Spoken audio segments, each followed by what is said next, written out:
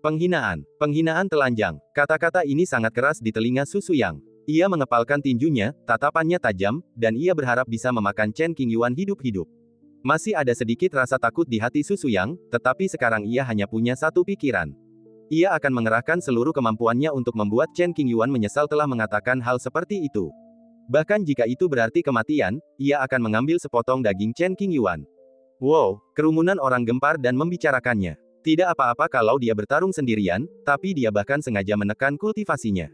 Ini terlalu arogan. Chen Qingyuan memang sosok terkemuka di antara rekan-rekannya, tetapi Su Shuyang diberkahi dengan kekayaan luar biasa dan kekuatan tempur yang luar biasa. Ia tidak boleh diremehkan. Sombong sekali. Tuan muda, Anda sangat arogan. Anda bahkan tidak menganggap serius rekan-rekan Anda. Dengan kata lain, Chen Qingyuan berhak bersikap arogan. Para petani di kejauhan terkejut dan tidak dapat mempercayainya. Belum lagi yang lain, bahkan Chang Ziqiu mengerutkan kening, tidak dapat menyembunyikan kekhawatirannya, dan berbisik diam-diam, "Saudara Chen, jangan meremehkan orang lain. Saya yakin, tidak perlu khawatir." Chen Qingyuan mengatakan sesuatu. Di atas kereta perang, Liu Lingran menggendong Yi Yi, mengerutkan bibir merahnya, dan tampak gugup. Yi Yi memegang botol di tangannya, tidak yakin apa yang akan dilakukan Chen Qingyuan, dan fokus pada makan dan minum. Mendengar kata-kata tegas Chen Qingyuan, Chang Ziqiu tidak berkata apa-apa lagi dan hanya bisa mempercayainya. Jadi, di hadapan semua orang, Chen Qingyuan melangkah ke dalam kehampaan dan menghadapi Su Shuyang yang berjarak 1000 kaki. Di atas 9 langit, kuali hitam kuno itu tetap diam, untuk sementara menahan diri dari serangan. Hanya dengan pikiran Chen Qingyuan, kuali hitam itu akan melepaskan sisa kebijaksanaan dan kekuatan spiritualnya yang terakhir, menghancurkan lubang besar di gerbang panjang umur. Ayo lakukan. Chen Qingyuan berdiri di sini dengan tangan kirinya di belakang punggungnya dan tangan kanannya tergantung di sampingnya. Kultivasi yang mencapai tahap awal alam fusi. Setelah menyelesaikan semua ini, Chen Qingyuan tidak lupa mengejek, jangan sampai menyia-nyiakannya. Tidak perlu berhati lembut terhadap musuhmu. Jika Fei Hang Ziqiu tidak menemukan cara untuk menyelamatkan hidupnya, dia akan mati di tangan Su Shuyang. Kamu akan menyesalinya. Dalam pertarungan langsung, Su Shuyang tahu dia tidak mungkin bisa melawan Chen Qingyuan. Namun, Chen Qingyuan begitu arogan, jadi itu tidak pasti. Setelah mengatakan itu, Su Shuyang tiba-tiba menyerang, dan banyak orang tidak bereaksi tepat waktu. Jelas ini adalah upaya untuk melancarkan serangan mendadak dan merebut inisiatif. Dia mengangkat tangannya dan menggunakan telapak tangan pembalik gunung, yang bagaikan gunung besar runtuh, tak terhentikan, dan langsung muncul di depan Chen Qingyuan. Chen Qingyuan tetap tenang dan melambaikan tangan kanannya dengan ringan. Ledakan. Teknik telapak tangan Su Shuyang hancur dalam sekejap sebelum menyentuh Chen Qingyuan. 6 jalur guntur. Segera setelah itu, Su Shuyang mengerahkan seluruh kekuatan spiritualnya dan merapal mantra guntur. Untuk sesaat, hukum medan perang berubah drastis, dan kilat menyambar dengan menyilaukan. Su Shuyang mengarahkan jarinya, dan ribuan guntur berkumpul dan menyelimuti langit, menenggelamkan Chen Qingyuan dalam sekejap mata. Apakah kamu ingin menggelitikiku? Setelah beberapa saat, lautan guntur menghilang, dan Chen Qingyuan berdiri di sana tanpa cedera. Setiap orang yang melihat adegan ini cukup terkejut dan memiliki pemahaman yang lebih intuitif tentang kekuatan Chen Qingyuan. Bermandikan gemuruh 10.000 bintang, ia tetap tak terluka. Ia memang seorang penjahat abadi, tak tertandingi oleh orang biasa. Kamu pantas mati. Su Shuyang merasa terhina dan menggertakkan giginya. Kali ini, terlepas dari pendapat orang luar, ia mengeluarkan harta penyelamat yang diberikan oleh para tetua dan mengaktifkannya. Labu merah berukuran sebesar telapak tangan dan memiliki kilau sempurna di permukaannya. Labu berkualitas tinggi yang mengandung api sejati bercahaya ekstrim. Bahkan seorang kultivator di tahap penyeberangan kesengsaraan akan terluka jika menyentuh sehelai saja. Serangan yang tepat waktu bahkan dapat membunuh seorang kultivator terhormat di tahap awal penyeberangan kesengsaraan. Pergi. Su Shuyang membuka mulut labu, mengarahkannya ke Chen Qingyuan, dan membiarkan api sejati Ji Yao menyembur keluar. Ledakan. Dalam sekejap, Chen Qingyuan ditelan oleh api sejati yang ekstrim. Api yang berkobar membakar kehampaan hingga radius 1000 kaki. Su Shuyang juga berada di lautan api, tetapi karena ia mengendalikan labu merah, ia tidak terluka oleh api sungguhan. Para kultivator yang menyaksikan pertarungan itu segera membentuk segel sihir untuk menghalangi kobaran api sejati yang amat terang dan menyebar kemana-mana, agar sisa kekuatan pertarungan tidak menimbulkan dampak yang terlalu besar. Kamu sangat mengecewakanku. Api sejati Ji Yao saja tidak dapat berbuat apa-apa terhadap Chen Qingyuan. Suara dingin datang dari lautan api, dan jejak kemenangan di wajah Su Shuyang tiba-tiba menghilang.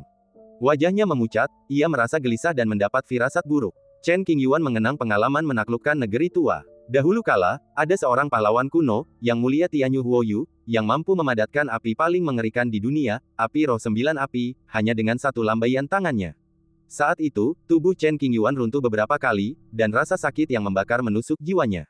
Namun, pada akhirnya, Chen Qingyuan tetap menjadi pemenang. Dengan fisik khusus Laut Samsara, ia mengalahkan iblis itu dengan tubuh api 9 evolusi. Api sejati Jiao hanya membuat Chen Qingyuan merasakan sedikit panas, tidak ada yang lain. Ledakan. Saya ingin melihat apa yang Su Suyang mampu lakukan, tetapi saya tidak menyangka dia akan menggunakan taktik seperti itu. Setelah kehilangan minat, Chen Qingyuan tiba-tiba mengulurkan tangannya dan segera memadamkan api. Pada saat yang sama, tangan itu menekan ke bawah dari udara, menutupi area tersebut. Tidak, Su Suyang mendongak dan melihat bayangan tangan raksasa seberat gunung. Ia ketakutan. Ia segera melemparkan labu merah di tangannya untuk membela diri. Labu merah itu langsung tumbuh lebih besar, mencapai ketinggian beberapa ribu kaki, menopang kekosongan itu. Telapak tangan raksasa Chen Qingyuan yang jatuh terhenti sebentar. Telapak tangan raksasa menekan labu merah dan terus memberikan tekanan. Setelah lebih dari 10 kali tarikan napas, labu merah mulai memperlihatkan beberapa tanda kemunduran karena tidak memperoleh cukup energi spiritual untuk mengisi kembali dirinya.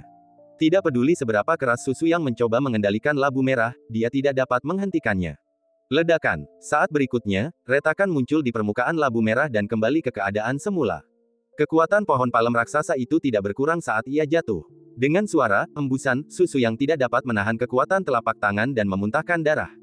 Ketika kekosongan yang terdistorsi itu berangsur pulih, Su Suyang berlumuran darah dan tampak dalam keadaan menyedihkan. Chen Qingyuan mengangkat tangannya dan mencengkeram leher Su Suyang dari kejauhan. Hanya dengan sedikit kekuatan dari tangan kirinya, dia dapat mencekik Su Suyang hingga mati. Pertempuran telah usai. Kupikir pertarungan ini akan berlangsung setidaknya 100 ronde, tapi ternyata hanya dalam beberapa ronde. Yang lebih keterlaluan lagi, kalau saja Chen Qingyuan tidak melepaskan Su Suyang sejak awal, dia bahkan tidak akan punya nyali untuk melawan. Mustahil. Di dalam sekte Changsheng Wu, banyak tetua yang telah menaruh harapan tinggi pada Su Suyang tidak dapat menerima kenyataan di hadapan mereka dan tercengang. Ditekan dengan satu tangan, tak tertandingi di dunia. Para kultivator dari semua pihak yang datang menonton sangat kagum dan terpatri kuat pada sosok Chen Qingyuan di benak mereka.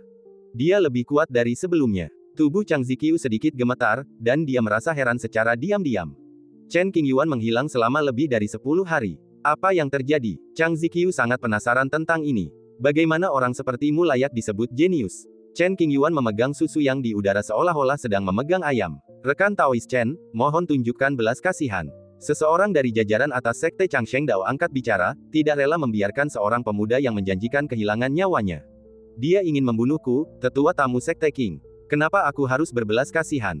Chen Qingyuan mengangkat sudut mulutnya dan tersenyum dingin. Begitu dia selesai berbicara, Chen Qingyuan mengerahkan sedikit tenaga. Retakan. Leher Su Suyang terpelintir, matanya terbelalak, ekspresinya ngeri, dan ada sedikit penyesalan. Jika bisa, dia tidak akan pernah berani memprovokasi Chang Ziqiu, apalagi menyerangnya secara diam-diam. Kesenjangan kekuatan di antara keduanya terlalu besar. Jiwa Su Suyang terperangkap di dalam tubuhnya, dan ia bahkan tidak punya kekuatan untuk melawan. Tubuh fisiknya runtuh, menyebabkan jiwanya pun hancur. Pada titik ini, kehidupan Changsheng Daomen, yang telah mencurahkan seluruh upayanya untuk mendidik murid berbakat, berakhir. Apakah ini akhirnya? Kekuatan Chen Qingyuan benar-benar tak tertandingi di antara rekan-rekannya. Dia menindas kerajaannya sendiri dan sendirian membunuh seorang jenius Northern Wilderness yang tersohor. Bakat seperti itu sulit ditemukan di zaman ini. Semua orang terkejut dan jantung mereka menegang. Di depan semua guru Tao, Su Suyang terbunuh. Ini bukan lagi masalah hidup dan mati, tetapi masalah reputasi sekte. Sekte Changsheng Dao dipenuhi amarah, dengan wajah muram dan sedikit niat membunuh. Masih waspada terhadap latar belakang Chen Qingyuan, para anggota senior sekte Changsheng Dao menahan amarah mereka. Seorang tetua berkata dengan wajah cemberut dan nada kasar, sudah berakhir, silakan pergi. Pergi. Chen Qingyuan dengan santai melemparkan tubuh Su Suyang ke samping tanpa meliriknya sedikit pun, suaranya dingin dan jelas, bagaimana kau bisa pergi jika masalah kompensasi belum terselesaikan? Kamu, para tetua menjadi geram, beberapa dari mereka melepaskan tekanan kuat, dan kekosongan di sekitar mereka mulai bergetar. Sungguh memalukan dan terhina. Sekte Changsheng Dao bermarkas di Northern Wilderness dan berada di peringkat teratas. Bagaimana mungkin mereka bisa menanggung penghinaan seperti itu? Bahkan terakhir kali, saat Li Hen Daozun bertarung, ia paling-paling hanya menggunakan alasan berkelahi untuk memancing keributan. Kalaupun menang, ia tidak berani membunuh siapapun, dan mereka berdua mundur selangkah dan mengakhirinya. Chen Qingyuan benar-benar berbeda. Dia tidak hanya membunuh jenius sekte Changsheng Dao, tetapi juga menuntut kompensasi. Perilaku ini setara dengan menamparkan wajah Changsheng Daomen, lalu menginjak-injaknya dengan keras. Berani sekali kau. Susuyang membunuh beberapa dari 10 pahlawan Northern Wilderness di masa lalu, dan dia sangat terkenal. Zaman telah berubah, dan dia mungkin tidak pernah membayangkan akan melihat hari ini. Seperti yang diharapkan dari Chen Qingyuan, dia benar-benar pemberani. Sekte Changsheng Dao masih merupakan kekuatan teratas di Northern Wilderness, dengan banyak orang kuat. Meskipun Sekte Changsheng Dao tidak terlalu kuat, Chen Qingyuan memiliki Akademi Daoyi di belakangnya. Menurut pendapatku, bahkan jika kepala Sekte Changsheng Dao memiliki 100 keberanian, dia tidak akan berani menantang Akademi Daoyi. Sangat hidup dan indah. Para biksu di sekitarnya semuanya terkejut oleh tindakan Chen Qingyuan dan membicarakannya secara diam-diam. Seseorang mengenali tripod hitam kuno yang melayang tinggi di langit, dan tak dapat menahan diri untuk tidak memikirkan sosok Chen Qingyuan yang memegang tripod di bumi tua, dan tubuhnya sedikit gemetar. Rekan Taois Chen, orang itu sudah meninggal, apa gunanya membicarakan kompensasi? Seorang tetua dari Sekte Tao menyembunyikan tangannya yang terkepal erat di balik lengan bajunya, wajahnya muram saat dia berbicara sambil menggertakkan gigi. Aku tidak mengerti konsep utang berakhir hanya karena seseorang meninggal, kata Chen Qingyuan tegas. Kita sudah sepakat, setiap orang yang berutang kompensasi harus dibayar. Saat itu, ketika Chang Ziqiu diserang, bagaimana mungkin pecundang itu berhasil tanpa dukungan rahasia dari Sekte Changsheng Dao? Jangan lupa, ini wilayah Sekte Changsheng Daoku. Kalau kau berani lancang lagi, jangan salahkan aku. Si tetua tidak tahan lagi dan ingin mengancam. Berikan padanya. Pada saat ini, Sang Suci menyela si penatua dan mengeluarkan perintah yang tidak dapat dilanggar. Ini adalah sekolah yang benar-benar tidak dapat kita ganggu. Setidaknya tidak di permukaan. Dapatkan. Di hadapan teman-temannya dari berbagai kalangan, Chang Shengmen menggertakkan gigi dan menahan amarah, melemparkan cincin sumi. Chen Qingyuan mengangkat tangannya dan menggenggamnya. Hal pertama yang dilakukannya adalah bertanya kepada Lao Hei, yang bersembunyi di balik lengan bajunya, untuk memeriksa apakah Sumeru Ring dibatasi. Tidak ada bahaya. Lao Hei memeriksa beberapa kali dan sangat yakin, jadi dia mengirim pesan telepati. Dengan jaminan Lao Hei, Chen Qingyuan membuka cincin itu dan memasukinya dengan kesadaran spiritualnya. Ruang cincin itu hanya berisi puluhan ribu batu roh kualitas atas dan sejumlah ramuan roh yang kurang berharga. Barang kecil ini bahkan tidak cukup untuk mengisi gigi Chen Qingyuan. Tidak cukup. Chen Qingyuan mengangkat matanya dan menatap para pemimpin senior Sekte Changsheng tanpa rasa takut. Begitu kata-kata ini diucapkan, gelombang diskusi lainnya muncul. Para biksu yang menyaksikan menganggap Chen Qingyuan terlalu berani dan tidak tahu bagaimana menghentikannya. Jika Sekte Changsheng benar-benar terdesak, masalah ini tidak akan segera terselesaikan. Chen Qingyuan, pada saat ini, tetua yang maju tak tahan lagi. Dengan tatapan tajam di matanya, ia berteriak dengan marah, jangan pergi terlalu jauh. Seorang tetua tamu dari Sekte Qing kehilangan lengannya, dan kau mencoba menyelesaikannya hanya dengan puluhan ribu batu roh. Siapa yang bertindak keterlaluan? Chen Qingyuan terus berteriak keras tanpa kehilangan momentumnya. Dalangnya sudah mati, tapi kau masih saja ngotot. Apa menurutmu pedangku dari klan Changsheng kurang tajam? Sang sesepuh memperlihatkan aura mahayananya, dan ekspresinya tampak garang, menyebabkan banyak penonton gemetar dan mengeluarkan sedikit rasa takut. Menghadapi ancaman dari Sekte Changsheng, Chen Qingyuan berpura-pura tidak menyadari, ekspresinya tenang, pedang itu tersembunyi di sarungnya, bagaimana aku bisa tahu apakah pedang itu tajam? Kalau kau berani, cabut saja. Tak perlu bicara lagi. Ledakan. Kata-kata ini mengguncang dunia, dan banyak sekali orang diam-diam berkeringat dingin. Apakah Chen Qingyuan benar-benar suka memperbesar sesuatu tanpa mempertimbangkan konsekuensinya? Atau, di mata Chen Qingyuan, dia sama sekali tidak menganggap serius Sekte Changsheng, jadi dia terus memprovokasi mereka. Aku tidak tahan lagi. Seorang tetua sekte dalam yang baru dipromosikan benar-benar tidak ingin menyembunyikan kepalanya dan memperlihatkan ekornya. Dia melangkah keluar dari kerumunan dan memohon kepada Tuhan Yang Maha Esa, Tuhan Yang Maha Esa, aku ingin melawan Chen Qingyuan, terlepas dari hidup atau matiku.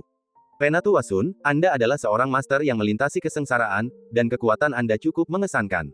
Chen Qingyuan hanyalah seorang kultivator fusi, dan saya khawatir dia tidak akan mampu melawan Anda. Sang Maha Suci berbicara, sengaja tidak menyembunyikan suaranya, membiarkannya menyebar kemana-mana. Jelas ini adalah provokasi. Jika Chen Qingyuan tidak setuju, moralnya akan anjlok. Jika Anda setuju, itu akan menjadi apa yang diinginkan Tuhan Yang Maha Kudus dan yang lainnya. Sekalipun Chen Qingyuan memiliki bakat yang tak tertandingi dan dipandang rendah oleh orang-orang sezamannya, ia jelas bukan tandingan master kesengsaraan. Kesenjangan dalam basis kultivasi sulit diimbangi dengan bakat. Jika seseorang dapat dengan mudah melintasi alam dan membunuh orang, lalu apa gunanya mengolah alam tersebut? Seorang jenius dapat melampaui lawannya dengan melompati ranah kecil. Seorang monster dapat berkultivasi dengan cepat dan membunuh orang dengan melompati level dalam rentang tertentu. Jangan memprovokasi saya. Wajah Chen Qingyuan tanpa ekspresi. Ia meninggikan suaranya dan berkata, jika klan Changsheng menunjukkan ketulusan dalam memberikan kompensasi, saya bersedia bertarung.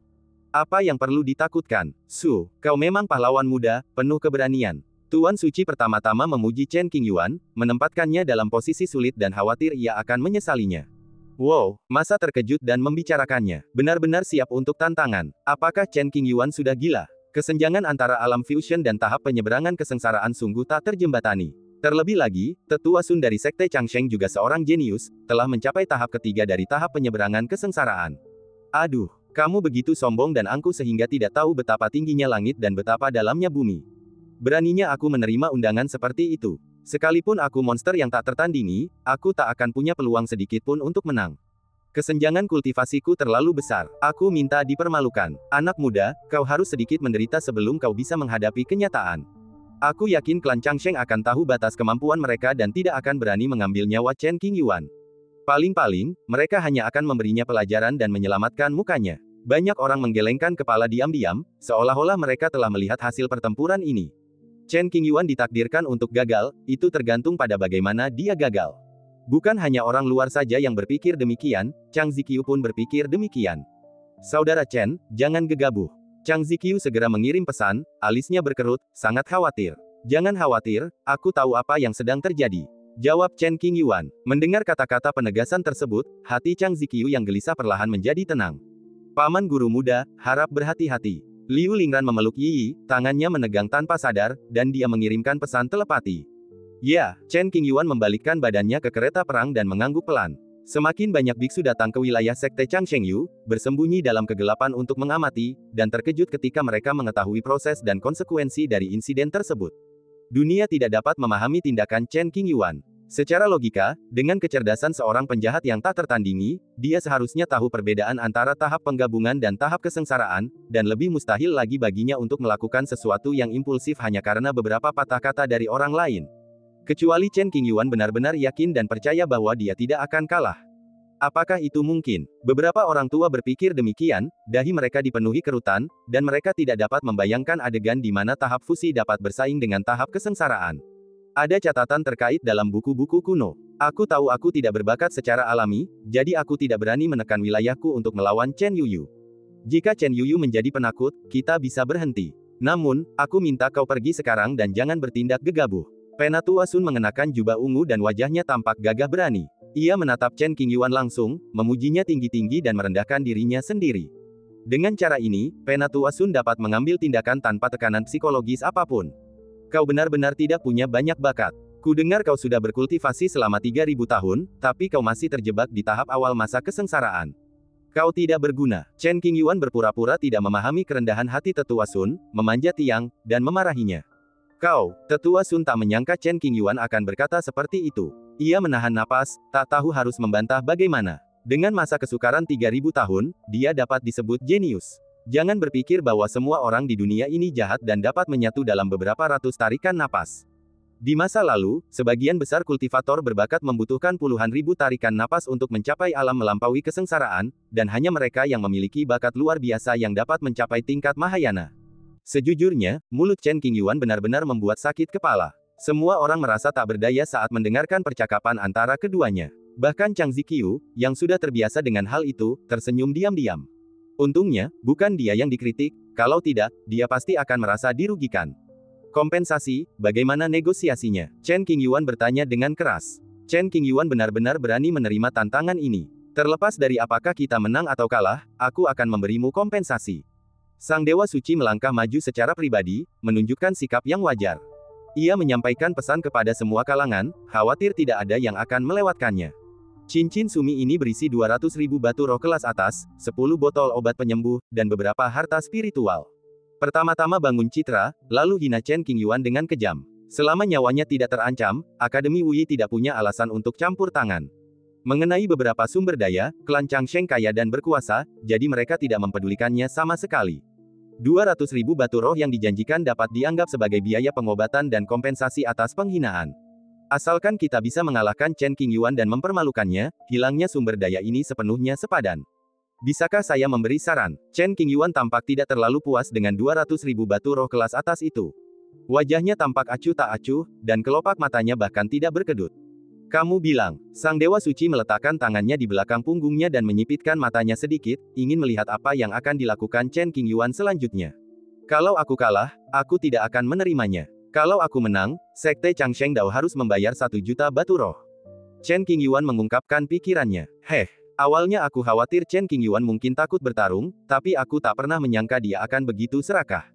Holy Lord dan para pejabat tinggi lainnya mencibir. Seorang kultivator di puncak fusi ingin mengalahkan orang terhormat di tingkat kesengsaraan ketiga.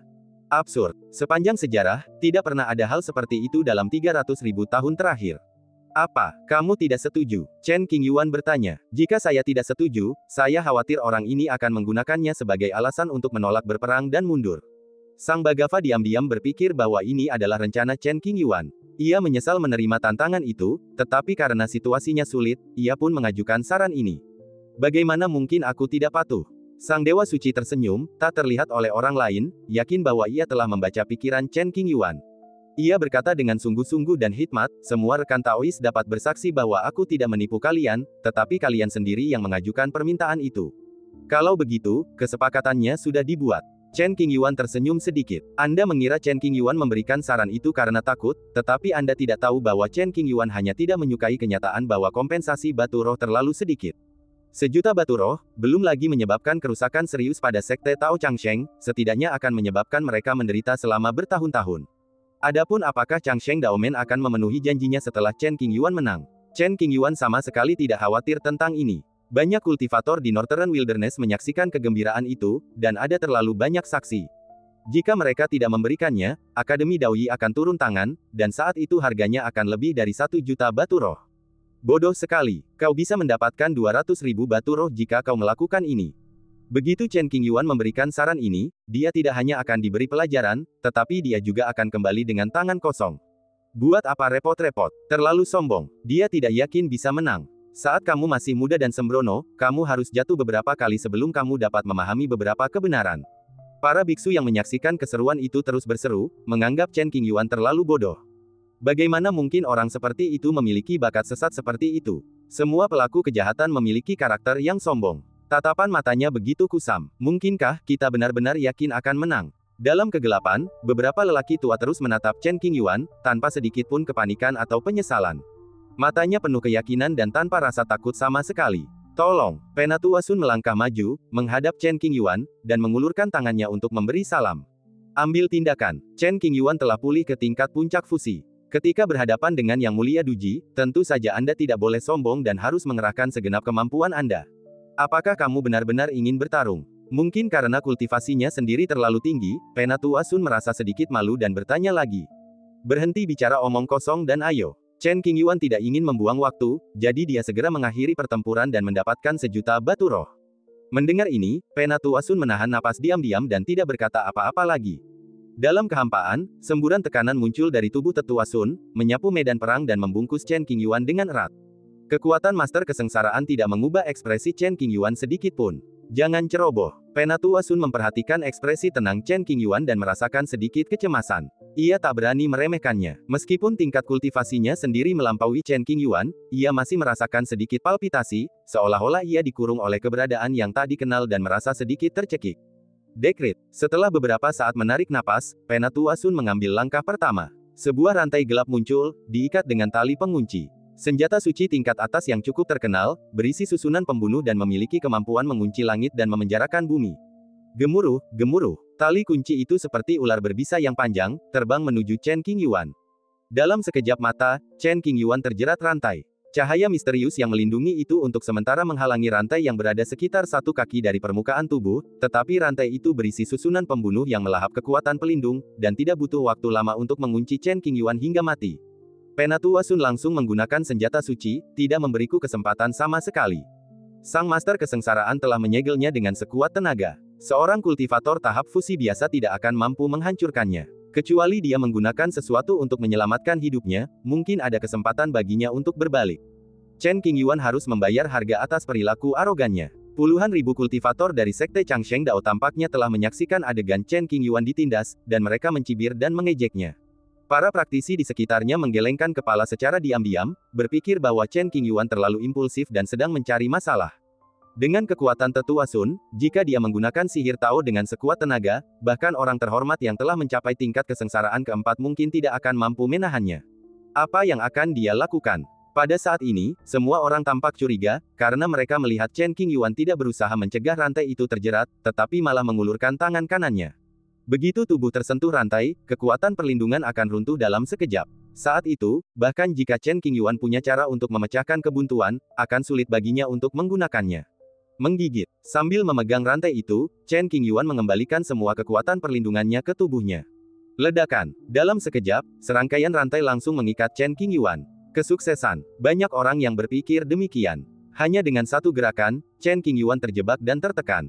Tubuh Tetua Sun bergetar tak terjelaskan. Ia selalu merasa segala sesuatunya tidak sesederhana itu. Demi reputasi sekte, Tetua Sun bersedia dibicarakan dan diintimidasi orang lain. Memanfaatkan ketidakmampuan Chen Qingyuan untuk bergerak, Penatua Sun tidak ragu untuk menggunakan metode lain. Segel penekan surga. Meski jaraknya berjauhan, dia menepuk udara dengan telapak tangannya. Sebuah telapak tangan raksasa jatuh dari langit, dan jika mendarat di Chen Qingyuan, konsekuensinya tidak akan terbayangkan. Dalam kondisi normal, Master Kesengsaraan dapat memusnahkan seorang kultivator gabungan dalam sekejap mata. Meskipun tidak ada niat membunuh di mata Tetua Sun, ia tidak menunjukkan belas kasihan dalam serangan ini. Jika itu orang lain, mereka pasti akan mati. Haruskah kita campur tangan? Dalam kegelapan, beberapa tetua dari Akademi Daoyi datang setelah mendengar berita itu, mengerutkan kening dan berdiskusi. Dengan kemampuan Chen, seharusnya dia bisa mengatasinya. Kalau dia tidak yakin, dia tidak akan menerima pertarungan itu. Setelah berdiskusi, para tetua memutuskan untuk terus menonton pertempuran dan menunggu serta melihat apa yang terjadi. Saudara Chen, hati-hati. Chang Ziqiu berteriak, takut kalau Chen Qingyuan akan menghindar. Saat pohon palem raksasa itu hendak tumbang, sebagian orang merasa khawatir, sementara yang lain gembira. Dentang. Tiba-tiba, suara pedang bergema di langit. Pedang Jue Bintang 7 melesat keluar dari tubuh Chen Qingyuan, melesat lurus ke langit, dan bertabrakan langsung dengan telapak tangan raksasa. Setelah kebuntuan beberapa saat, pedang itu menembus telapak tangan raksasa dan mematahkan kekuatan sihir Tetua Sun. Bagaimana ini bisa terjadi? Ekspresi wajah Tetua Sun berubah, dan sedikit kepanikan dan kebingungan muncul di matanya. Tali pengunci 5 elemen adalah senjata suci kelas atas, dan kini telah menyegel Chen Qingyuan, mencegahnya menggunakan energi spiritual dan memenjarakan seluruh tubuhnya. Dalam situasi ini, bagaimana mungkin Chen Qingyuan bisa mengendalikan pedang itu? Seluruh hadirin terkejut, perkembangan masalah ini sungguh di luar dugaan mereka. Jangan bahas kenapa Chen Qingyuan bisa mengendalikan pedang meskipun terjebak.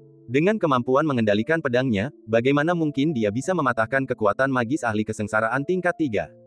Sulit dipercaya, sulit dipercaya. Para biksu semuanya terkejut dan tidak dapat memahami perubahan situasi. Saya menerima harta ini. Kemudian, Chen Qingyuan sedikit mengangkat sudut mulutnya, menurunkan alisnya dan menatap tali pengunci 5 elemen yang mengikat tubuhnya, lalu berbisik. Saat dia selesai berbicara, rantai itu mulai bergetar, kehilangan kekuatan penyegelnya. Penatua Sun, yang berada di kejauhan, tiba-tiba menyadari bahwa ia kehilangan kontak dengan rantai 5 elemen. Wajahnya berubah lagi dan ia ingin menghentikannya. Namun, hal itu sudah terjadi dan sudah terlambat. Ledakan. Chen Qingyuan mengambil rantai 5 elemen dan menghapus tanda Tetua Sun dari senjata suci. Dengan kata lain, senjata suci ini menjadi benda tak berharga. Chen Qingyuan baru saja menunjukkan kelemahannya kepada musuh, berharap dapat membuat Tetua Sun sedikit mengendurkan kewaspadaannya dan membiarkan rantai-rantai itu menjebaknya tanpa perlawanan. Secara diam-diam, Chen Qingyuan menerobos batasan-batasan di dalam rantai dan mengambil alih kendalinya. Metode ini hanya bisa digunakan untuk mengejutkan orang lain. Jika orang lain sudah siap, metode ini pasti tidak akan berhasil. Penatua Sun tidak pernah menyangka seorang kultivator gabungan bisa menghapus jejaknya sendiri. Bukan hanya dia, tetapi juga para kultivator lain yang menyaksikan pertempuran itu tercengang dan tercengang. Bagaimana dia melakukannya? Hanya jika kesadaran spiritual dan kekuatan tempur Anda jauh melampaui lawan, Anda dapat memiliki peluang untuk berhasil. Mungkin itu semacam mantra dari Akademi Daoyi yang memberi Chen Qingyuan kesempatan untuk memanfaatkannya. Orang seringkali tidak mempercayai kebenaran karena mereka tidak percaya siapapun dapat melakukannya, jadi mereka memutar otak untuk mencari alasan yang masuk akal. Seharusnya begitu. Dengan bakat Chen Qingyuan, para tetua Akademi Daoyi pasti telah memberinya beberapa jimat dan benda-benda lainnya. Alasan ini muncul dan semakin banyak orang mempercayainya. Faktanya, Chen Qingyuan tidak menggunakan jimat apapun, itu sepenuhnya kemampuannya sendiri. Pertempuran baru saja dimulai. Chen Qingyuan sangat agresif pada awalnya, jadi dia pasti tidak bisa mendapatkan senjata suci ini. Meskipun dia tidak kekurangan senjata suci, memiliki satu lagi jelas bukan hal yang buruk, dan itu akan bernilai banyak batu roh jika dijual. Begitu pikiran itu terlintas di benaknya, pedang itu jatuh ke tangannya. Dia melangkah maju, dan auranya tiba-tiba melonjak. Ledakan. Dalam sekejap, kekosongan itu terisi oleh dahsyatnya ombak yang menghantam pantai. Kekuatan dahsyat ini keluar dari tubuh Chen Qingyuan, dan saat ia berhadapan dengan Tetua Sun, ia tidak berada dalam posisi yang kurang menguntungkan. Dengan tekanan sekuat itu, apakah Chen Qingyuan benar-benar hanya seorang kultivator fusi? Semua orang terkejut, tidak lagi menunjukkan ekspresi ragu seperti awalnya, mata mereka dipenuhi ketidakpercayaan. Di masa lalu, kesenjangan mutlak dalam tingkat kultivasi tidak dapat dijembatani oleh bakat saja. Sekarang, banyak orang mulai meragukan tatanan dunia dan mengembangkan rasa takut yang tak terlukiskan terhadap Chen Qingyuan. Kau sudah melewati 3 alam kesengsaraan, beraninya kau melawanku. Chen Qingyuan mengangkat pedangnya dan melangkah maju, suaranya yang dingin menyebar ke segala arah. Semua orang mendengarkan dengan ekspresi aneh dan perasaan yang sangat rumit di hati mereka. Anda hanya seorang kultivator di puncak fusi. Beraninya kau mengatakan hal seperti itu. Tatanan di dunia hanya digunakan untuk menjaga stabilitas arah umum. Chen Qingyuan telah melampaui batas langit dan bumi dan menyentuh ranah tabu. Di alam fusi, itu sudah cukup untuk melepaskan kekuatan tahap awal kesengsaraan, atau bahkan lebih kuat. Desir. Seiring meningkatnya level kultivasi Chen Qingyuan, ia menjadi semakin mahir dalam mengendalikan pedang, dan mampu perlahan melepaskan kekuatan pedang yang sebenarnya. Ketika seseorang menggunakan pedang yang berharga, paling-paling yang dapat ia kendalikan hanyalah badan pedang, tetapi tidak dapat mengendalikan roh pedang. Hanya ketika seseorang mencapai alam Mahayana, pedang Jue 7 bintang dapat benar-benar bersinar dengan kecemerlangan yang layak diterimanya. Memotong. Untuk saat ini, aku dapat mengeluarkan kekuatan penuh pedang Jue. Cukup melawan lawan seperti itu. Kilatan cahaya pedang merah membentang ribuan mil melewati pegunungan dan sungai, seolah-olah membelah dunia menjadi 2. Meskipun Penatua Sun menggunakan kekuatan supranaturalnya untuk melawan, dia masih terluka. Noda darah yang mengerikan muncul di bahu kirinya, dan darah mengucur deras. Kekuatan sisa pedang itu menghantam penghalang klan Changsheng, meninggalkan bekas yang dangkal. Jika Penatua Sun tidak menghindar tepat waktu, itu akan menjadi lebih dari sekedar cedera. Mustahil. Dalam sekejap, Penatua Sun terluka dan jatuh tersungkur. Pemandangan ini menarik perhatian semua orang, menyebabkan keributan dan serangkaian teriakan kaget. Kultivator gabungan itu melukai yang mulia yang berada di tingkat kesengsaraan ketiga dengan satu pedang. 1001 malam. Dalam ratusan ribu tahun terakhir, hal semacam ini tidak pernah terjadi. Mungkinkah karena pedang ini, beberapa orang tidak dapat menerimanya dan ingin mencari hasil yang dapat mereka yakini. Sekalipun pedang itu tajam, penggunanya harus memiliki kekuatan spiritual yang cukup. Meskipun kebanyakan orang sulit mempercayai apa yang mereka lihat, mereka harus mempercayainya. Apakah benar-benar ada peluang untuk menang? Semua orang menatap sosok Chen Qingyuan, dan tiba-tiba merasa bahwa hukum dan ketertiban di bumi ini menunjukkan tanda-tanda runtuh. Begitu kultivasi seseorang mencapai tingkat tertentu, bakatnya menjadi tak tertandingi. Hal ini berlaku untuk pasangan ini, tetapi Chen Qingyuan bukan salah satunya. Apakah dia benar-benar hanya pada tingkat kultivasi fusi? Penatua Sun menyentuh luka itu, dan rasa sakit yang tajam datang padanya, menyebabkan keringat dingin keluar di punggungnya. Kali ini, Penatua Sun sangat waspada dan tidak berani ceroboh sedikit pun. Berdengung. Dalam sekejap, formasi 5 elemen muncul di bawah kaki Tetua Sun dan berputar perlahan. Seketika, Penatua Sun mengendalikan kekuatan sihir yang dikaitkan dengan emas dengan tangan kirinya dan sihir api dengan tangan kanannya, lalu menyerang. Luka-luka di tubuhnya telah diperbaiki oleh kekuatan magis atribut kayu. Memanggil. Tetua Sun tampak serius, melancarkan taktik terkuatnya tanpa ragu. Ia menatap Chen Qingyuan di depannya, tak lagi ragu seperti sebelumnya, kini memandangnya sebagai lawan terkuatnya. Sihir api itu berubah wujud menjadi beberapa naga ganas, meraung ke arah langit dan menyerbu ke arah mereka. Kekuatan magis sihir logam berevolusi menjadi senjata yang tajamnya ribuan kaki, datang dari segala arah. Seluruh medan perang segera ditutupi oleh formasi 5 elemen. Dentang. Meskipun berada dalam situasi berbahaya, Chen Qingyuan tetap tenang, memegang pedang di tangan kanannya dan berjalan perlahan ke depan.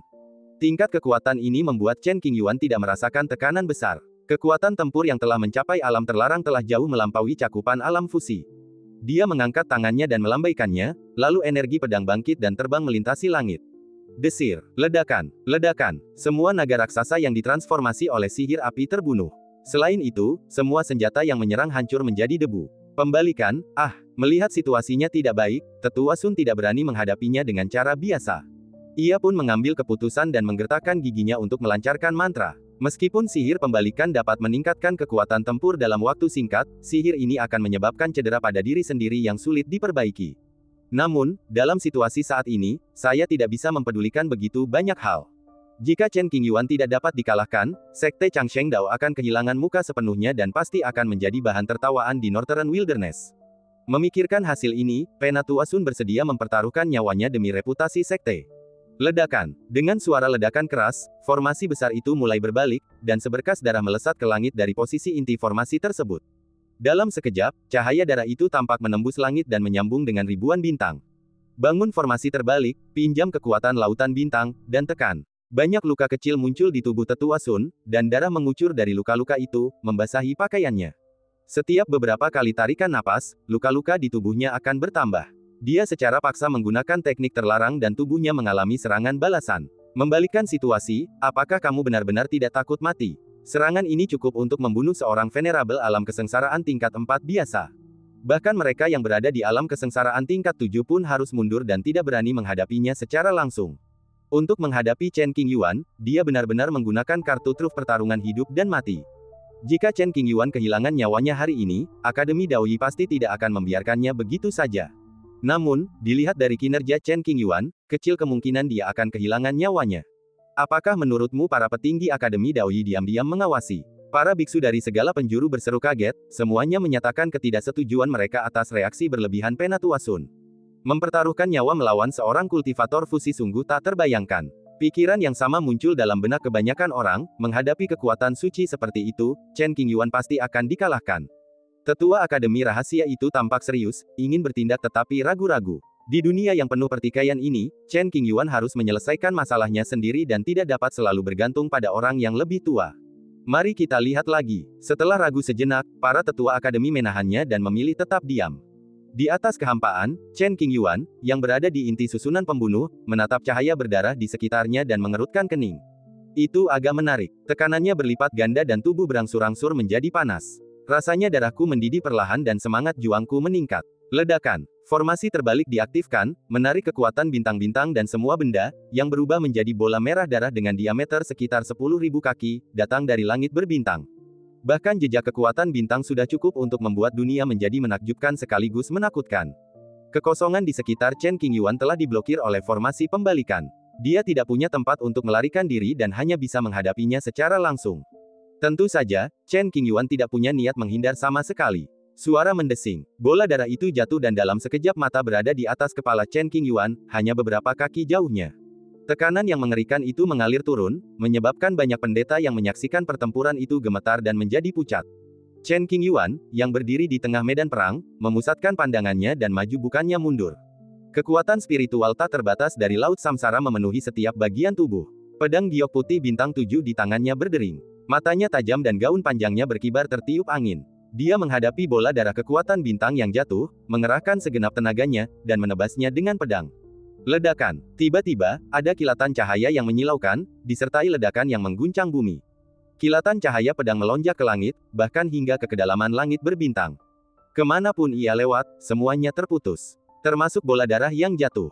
Ledakan. Terjadi ledakan lagi, dan bola darah itu runtuh, mengguncang kehampaan.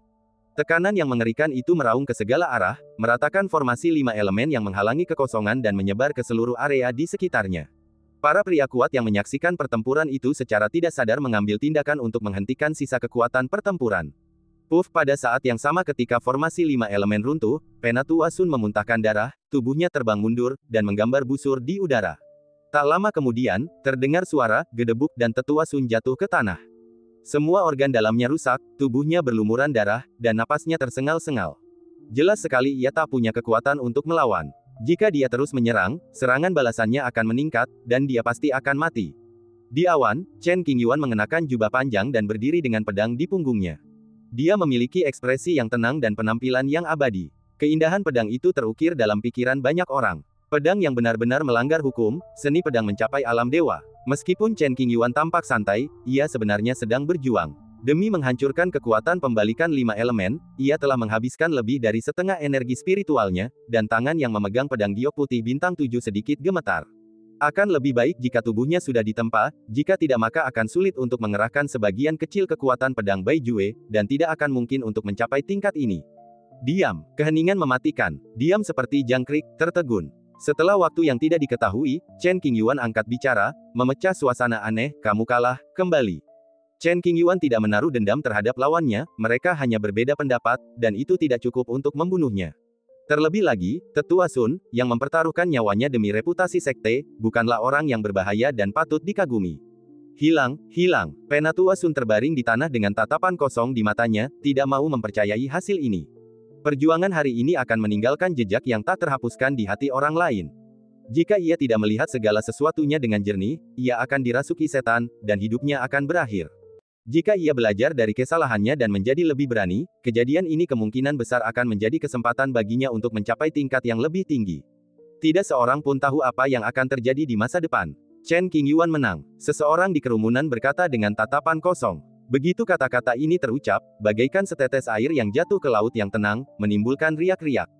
Kemudian, riak-riak itu berubah menjadi gelombang, dan dengan angin kencang, berubah menjadi gelombang, menggulung ombak-ombak besar. Bagaimana mungkin aku benar-benar menang? Apakah sesuatu seperti ini benar-benar dapat terjadi di dunia ini? Di puncak fusi, menekan makhluk terhormat di alam kesengsaraan ketiga, apakah aku bermimpi? Apakah semua ini nyata? Banyak sekali orang yang mengajukan pertanyaan dengan ngeri, dan merasa sulit untuk menerimanya. Dia adalah iblis yang benar-benar tiada taraf, satu-satunya di dunia, tak tertandingi oleh siapapun. Seorang pria kuat mendesah dengan tatapan rumit di matanya. Di era yang sama dengan dia dan cucunya, semua kejeniusan dunia akan meredup dan meredup. Pertempuran hari ini pasti akan tercatat dalam sejarah dan dikenang. Jika aku bisa menjadi pendampingnya, aku tak perlu lagi khawatir tentang kultivasiku. Sekalipun kita tak bisa menjadi pendamping, romansa sesaat saja sudah cukup. Banyak biksu wanita muda terus menatap sosok Chen Qingyuan, hati mereka diam-diam jatuh cinta padanya, mata mereka penuh kekaguman. Kita kalah. Para pemimpin senior sekte Changsheng Dao tidak percaya dan tercengang. Para tetua dan yang lainnya dalam kegelapan juga terkejut dengan penampilan Chen Qingyuan. Seperti yang diduga, fakta bahwa Chen Qingyuan dihargai oleh dekan menunjukkan bahwa dia jelas bukan iblis biasa. Di kereta perang di kejauhan, Chang Ziqiu dan yang lainnya tidak lagi khawatir. Mereka membelalakan mata dan jatuh ke dalam keterkejutan yang mendalam. Pertempuran telah berakhir, dan inilah saatnya bagi sekte Changsheng Dao untuk memenuhi janjinya. Chen Qingyuan mengalihkan pandangannya ke arah para petinggi sekte Tao dan berbicara dengan keras. Kata-kata ini membawa para pemimpin Tao kembali ke dunia nyata. Apa yang harus dilakukan? Semua orang saling memandang, tidak tahu bagaimana menyelesaikan masalah itu. Apakah kami benar-benar akan memberi Anda 1 juta batu roh kualitas terbaik yang dijanjikan sebelum perang? Meskipun Changsheng Daomen mampu membelinya, jika benar-benar memberikannya, akan butuh waktu setidaknya ratusan tahun untuk pulih. Jika tidak diberikan, konsekuensinya mungkin akan lebih serius. Sakit kepala, para tetua memandang Tuan Suci secara bersamaan. Keputusan ini dibuat oleh Tuan Suci, dan Tuan Suci memiliki keputusan akhir. Memberi. Sang Holy Lord memasang ekspresi rumit di wajahnya, mengepalkan tinjunya, dan memberikan perintah. Peristiwa itu menyebabkan keributan besar sehingga Changsheng Daomen tidak punya pilihan selain menyerah. Jika dia menolak membayar, dia akan kehilangan sedikit harga dirinya. Lagi pula, lelaki tua dari Akademi Chudaoyi itu mungkin akan dipaksa datang dan menagih utangnya, yang sungguh mengerikan hanya dengan memikirkannya. Ambil ini. Seorang tetua sekte dalam menghitung batu roh, menyimpannya dalam 5 cincin penyimpanan, dan melemparkannya ke Chen Qingyuan. Chen Qingyuan memandang cincin penyimpanan biasa di tangannya, memeriksanya satu persatu untuk memastikan kebenarannya. Lalu, dia menggerutu pelan, pelit sekali. Kenapa tidak pakai cincin penyimpanan berkualitas tinggi? Untuk meminimalisir kerugian, kepala bendahara mengisi 5 cincin biasa, karena lebih memilih bersusah payah daripada kehilangan cincin berkualitas tinggi. Beberapa murid keluar dan menggendong tetua Sun yang terbaring di tanah kembali ke rumah. Beberapa gumpalan niat pedang yang tersisa dalam kehampaan tidak diragukan lagi membuktikan bahwa apa yang baru saja terjadi bukanlah palsu. Menyingkirkan cincin penyimpanannya, Chen Qingyuan berkata dengan lantang, pertempuran telah usai, dendam masa lalu telah terhapus. Para pemimpin senior Changsheng Daomen merasa sangat dirugikan dan mengangguk setuju. Dendam telah terselesaikan dan mereka tidak akan pernah memiliki hubungan apapun lagi mulai sekarang. Meninggalkan, Chen Qingyuan berbalik dan kembali menaiki kereta perang, memacunya, lalu pergi. Banyak sekali biksu yang menyaksikan pertempuran itu tetap berada di tempatnya, tenggelam dalam keterkejutan dan tidak mampu melepaskan diri. Dari sekte Tao hingga ke bawah, tak ada lagi amarah atau dendam. Hanya tersisa sedikit rasa frustrasi dan keterkejutan yang mendalam. Kehilangan 1 juta batu roh kelas atas dan sedikit muka untuk menyelesaikan perseteruan ini bukanlah kerugian, kan? Lagi pula, jika mereka benar-benar ingin menjalin perseteruan fana dengan monster seperti Chen Qingyuan, sekte Changsheng Dao mungkin tidak akan punya masa depan. Beberapa tahun kemudian, sekte Changsheng Dao mungkin menganggap ini sebagai suatu kehormatan besar. Kami tidak akan menerima murid yang berkarakter buruk. Sejak hari pertama, Sekte Changsheng Dao telah mengeluarkan dekret, tidak peduli seberapa berbakatnya, setiap orang harus mematuhi ketentuan ini. Sulit untuk menggambarkan bagaimana keributan sebesar itu disebabkan oleh tindakan seorang pengikut sejati. Jika Susuyang tidak meninggal, para pemimpin Tao pasti akan membunuhnya. Dia mendapat peluang bagus di tengah jalan, tetapi dia tidak punya mentalitas untuk mengendalikannya, yang berujung pada bencana. Chen Qingyuan akan menjadi bintang paling terang hari ini. Banyak sekali pria kuat yang tampaknya telah melihat pemandangan Chen Qingyuan berdiri di puncak, dan mereka merindukannya. Beginilah sikap sejati seorang jenius. Beginilah seharusnya generasi kita. Banyak jenius muda menganggap Chen Qingyuan sebagai panutan mereka. Sekalipun mereka tidak pernah bisa mencapai tujuannya seumur hidup, hal itu akan memotivasi mereka untuk menjadi semakin kuat. Digabungkan menjadi satu pedang, kita mengalahkan master kesengsaraan. Berita ini menyebar ke seluruh belahan dunia dengan kecepatan yang luar biasa cepat. Tidak butuh waktu lama bagi semua orang untuk mengetahuinya, terkejut karenanya, dan menimbulkan sensasi besar. Adapun Chen Qingyuan, yang menyebabkan insiden ini, dia sedang duduk di kereta sambil menghitung batu roh sambil tersenyum di wajahnya. Chang Tua, ini untukmu. Chen Qingyuan memberikan 2 cincin sumi kepada Chang Ziqiu. Meskipun ada sedikit rasa sakit di matanya, dia sangat teguh dan tidak berpura-pura. Berikan padaku, benarkah?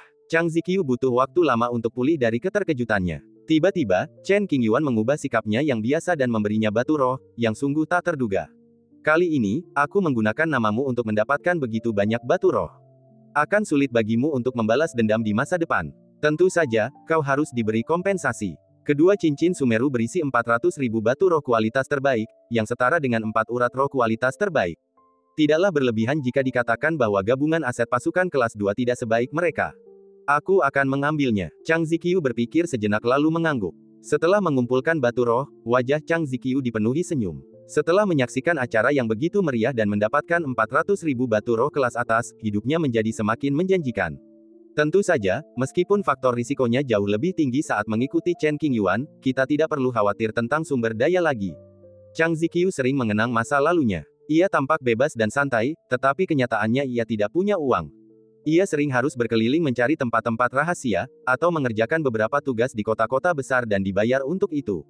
Setelah menghitung seluruh sumber daya tubuhnya, Chen Qingyuan sangat senang. Sebelum pergi, ia secara alami mengambil kembali kuali hitam kuno, melemparkannya ke dalam cincin ruang, dan melemparkan lebih dari 100.000 batu roh kelas atas ke dalam mulut kuali, yang dianggap sebagai penghargaan.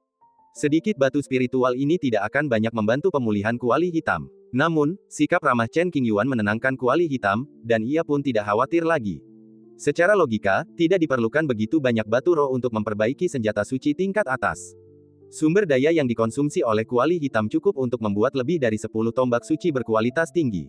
Ini menunjukkan bahwa kuali hitam, pada masa jayanya, benar-benar lebih unggul daripada senjata suci manapun di dunia. Inilah sebabnya, terlepas dari kerusakan yang diderita selama perang-perang kuno, kuali hitam masih menyimpan jejak kecerdasan spiritualnya lebih dari 300.000 tahun kemudian. Ayah, peluk aku. Yi mengenakan gaun berbulu merah muda dan topi bertelinga kelinci. Ia mengulurkan sepasang tangan kecil yang lembut dan berjalan ke arahku dengan terhuyung-huyung. Peluk aku. Chen Qingyuan berjongkok, tatapannya lembut, dan memeluk Yi. Berbaring di pelukan ayahnya, memakan lingu yang renyah dan lezat, Yi menjalani kehidupan yang riang. Setelah bermain beberapa saat, Yi perlahan tertidur. Yi dibaringkan di tempat tidur empuk dan pembatasan ditetapkan untuk memastikan tidurnya tidak terganggu. Kemudian, Chen Qingyuan duduk kembali di kursinya dan minum teh di hadapan Chang Ziqiu. Apakah kamu tidak akan bersembunyi lagi? Peristiwa di Sekte Changsheng Dao terlalu serius, dan setiap gerakan Chen Qingyuan diawasi oleh orang-orang kuat di dunia, yang membuat Chang Ziqiu cukup khawatir. Setelah bersembunyi sekian lama, saatnya untuk keluar ke dunia dan berkompetisi. Insiden ini bukan sekadar menagih utang, tetapi juga dimaksudkan untuk menyampaikan pesan kepada dunia. Ia, Chen Qingyuan, akan menggunakan kekuatannya untuk mengobarkan kekacauan dunia. Dekan Daoyi telah bergegas ke Dizu sebelumnya dan mencapai kesepakatan dengan orang-orang paling berkuasa saat itu. Biarkan Chen Qingyuan melakukan apa yang diinginkannya, dan Shen Xiao tidak boleh ikut campur. Jika perjanjian dilanggar, kedua belah pihak akan berperang sampai mati. Era kemakmuran yang tak tertandingi telah tiba, dan mereka yang memiliki tingkat kultivasi lebih tinggi dapat mencium aroma yang luar biasa. Di era ini, mungkin ada kesempatan untuk menjadi seorang kaisar. Tidak ada yang mau bertarung sampai mati dengan Dekan Daoyi, seorang wanita gila, jadi mereka harus setuju. Tahukah Anda, bertahun-tahun yang lalu, sang dekan berani melangkah di bawah jembatan yang rusak sendirian untuk menyelidiki rahasia terlarang. Di mata para penguasa dunia, sang dekan terlalu gila, benar-benar tak takut mati. Chen Qingyuan ingin menagih semua utang yang dimiliki oleh berbagai sekte di Dizu satu per satu. Ini adalah bencana, tetapi juga kesempatan bagi King Zong untuk terlahir kembali dari abu. Apa yang akan kamu lakukan? Chang Ziqiu sangat penasaran tentang ini. Chang Ziqiu dan Liu Lingran di kereta perang keduanya adalah anggota sekte Qing dan berhak mengetahuinya. Chen Qingyuan tidak menyembunyikan apapun dan perlahan berkata, kami sedang bersiap untuk pergi ke negara kekaisaran untuk menantang para jenius dari berbagai sekte dan merebut kembali bekas wilayah sekte Qing serta martabatnya yang telah hilang. 300.000 tahun yang lalu, berbagai sekte di negara kekaisaran berjanji untuk menyegel jurang iblis bersama-sama. Lambat laun, hanya sekte Qing yang tetap teguh pada keyakinan ini. Jika demikian, keturunan sekte Qing tidak akan pernah mengatakan apapun. Semua orang egois, jadi itu bisa dimengerti. Namun, banyak sekte di Dizu tidak hanya tidak membantu, tetapi malah melakukan pembunuhan dan menggunakan berbagai cara kotor untuk mendapatkan sumber daya King Zong. Inilah yang paling dibenci Chen Qingyuan. Meskipun hal-hal tersebut dilakukan oleh para leluhur sekte-sekte besar, namun generasi-generasi berikutnya telah memperoleh manfaat dari warisan para leluhur mereka dan harus menanggung akibat-akibatnya. Hanya kita yang sedikit. Chang Ziqiu menatap dua orang di depannya dan tertegun. Paman guru muda, apakah Anda serius? Tubuh halus Liu Lingran menegang, bulu matanya bergetar, dan nadanya terkejut dan sedikit panik. Ya, Chen Qingyuan mengangguk sedikit. Apakah kita akan mati? Jangan salahkan Chang Ziqiu karena tidak mendengarkan. Jika dia benar-benar ingin membuat masalah, kultivator Mahayana manapun bisa menekan segalanya, apalagi latar belakang kekuatan-kekuatan besar. Saya sudah meminta Dekan Akademi Daoyi untuk turun tangan. Saya yakin langkah ini tidak akan salah. Chen Qingyuan menjelaskan. Dekan Akademi. Tiba-tiba, ekspresi Chang Ziqiu dan Liu Lingran berubah, dan rasa hormat di mata mereka tidak dapat disembunyikan. Kalau dekan beneran maju, gak ada yang perlu dikhawatirkan. Apakah kamu masih khawatir sekarang? Chen Qingyuan menyeruput tehnya dan terkekeh. Yang paling bisa dilakukan dekan adalah membuat orang-orang tua takut untuk bertindak. Chang Ziqiu merenung. Percayalah, jika kamu tidak yakin, bagaimana mungkin kamu berani melakukan ini? Chen Qingyuan menatap Chang Ziqiu dengan pandangan meyakinkan. Setelah mengatakan ini, tak seorang pun mengatakan apapun lagi. Kereta perang itu melaju perlahan menuju ke arah Dizu. Hanya dalam waktu setengah bulan, berita tentang merebaknya sekte Changsheng Dao telah menyebar ke seluruh penjuru Northern Wilderness, bahkan hingga ke tempat-tempat seperti Provinsi Kekaisaran dan Perbatasan Barat. Chen Qingyuan, dengan kultivasi fusi puncaknya, berhasil menekan seorang venerable yang telah mencapai alam kesengsaraan tingkat ketiga. Ini belum pernah terjadi sebelumnya. Chang Ziqiu sebenarnya adalah tetua tamu sekte Qing. Kapan ini terjadi? Chen Qingyuan sekarang sangat kuat. Wilayah kekuasaannya sudah cukup untuk menjadikannya orang terkuat dalam sejarah. Tak seorang pun bisa menandinginya. Badai semakin meningkat, dan situasi di dunia semakin kacau. Langit berguncang, dan seluruh penjuru dunia membicarakan perkara ini, dengan teriakan dan jeritan ngeri yang terus-menerus. Northern Wilderness, wilayah bintang Ligan. Ini sudah di tepi Northern Wilderness. Setelah berkendara sedikit lebih jauh, kita bisa menyeberangi Laut Chaos melalui kapal dagang yang lewat dan mencapai negara kekaisaran. Sebelumnya, Yi Yi dan Lao Hei hanya memiliki sedikit jatah makanan tersisa dan membutuhkan sejumlah perbekalan. Yi Yi masih muda dan tidak bisa makan banyak. Lao Hei bukan pelahap, dia benar-benar pelahap. Meskipun tidak lapar, dia rakus. Setelah bangun tidur, dia makan dan minum, dan nafsu makannya luar biasa. Saya membeli beberapa makanan dan memutuskan untuk mencari tempat untuk beristirahat. Saya baru saja menemukan tempat yang tenang dan siap membayar batu roh. Seorang wanita bergaun putih datang dan membungkuk, Tuan Chen, istri saya mengundang Anda. Wanita yang memakai rok itu adalah pelayan Pangeran Langya yang bernama Dong Sui. Chen Qingyuan pernah ke Villa Langya sebelumnya dan mengenal wanita ini. Ia berkata dengan sangat terkejut, Pangeran telah keluar dari pengasingannya. Ya, Dong Sui mengangguk, silakan ikuti saya, Tuan Chen. Berjalan, Chen Qingyuan melirik Chang Ziqiu dan yang lainnya, lalu berbalik dan mengikuti. Seperempat jam kemudian, di daerah terpencil di sebelah barat kota, berdiri sebuah rumah bambu satu lantai. Terletak di antara pegunungan dan di tepi air, aroma daun bambu menyatu dengan udara, membuat orang mabuk. Pangeran Langya duduk di halaman luar rumah, menyeduh teh sendiri. Di sampingnya berdiri seorang dayang lain, Diyu, mengenakan gaun merah muda. Tamu telah tiba dan perlu disambut. Nangong Ge mengenakan jubah brokat berwarna terang, dengan temperamen yang elegan dan senyum di wajahnya. Sang pangeran secara pribadi menyambutnya dan membungkuk memberi salam, sahabat Chen Yu, senang bertemu denganmu lagi. Pangeran, Chen Qingyuan, Chang Ziqiu dan Liu Lingran memimpin upacara bersama. Dalam perjalanan ke sini, Liu Lingran bertanya kepada Chen Qingyuan tentang asal-usul pangeran yang disebut-sebut ini dan merasa hormat padanya.